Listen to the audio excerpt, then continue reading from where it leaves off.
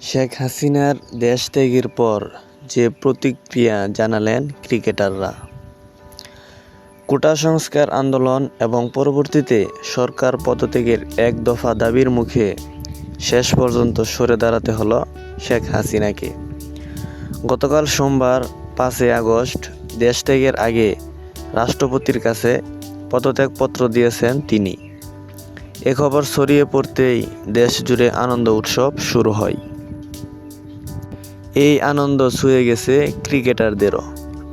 জাতীয় দলের পেসার এবাদত হোসেন যেমন নিজের ফেসবুকে লিখেছেন, আলহামদুলিল্লাহ আজ স্বাধীন। ইংরেজিতে লেখা সে স্ট্যাটাসে হুমড়ি খেয়ে পড়েছেন ক্রিকেট ভক্তরা। ওদিকে লাল সবুজের জার্সিতে উদযাপনের ভঙ্গিতে ছবি পোস্ট করেছেন দলের আরেক পেসার শরীফুল ইসলাম।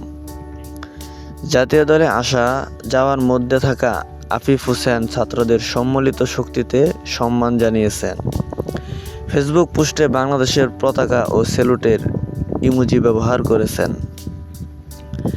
জাতীয় দলের অলরাউন্ডার মেহেদী হাসান মিরাজ ফেসবুকে লিখেছেন, আলহামদুলিল্লাহ স্বাধীন। বাংলাদেশ টেস্ট দলের সাবেক অধিনায়ক মমিনুল হকও ফেসবুকে আনন্দ উদযাপন করেছেন। লিখেছেন, বিজয়ের আনন্দে ভাসছে দেশ, আলহামদুলিল্লাহ। Mahmudul Hasan Riyad, sports on field.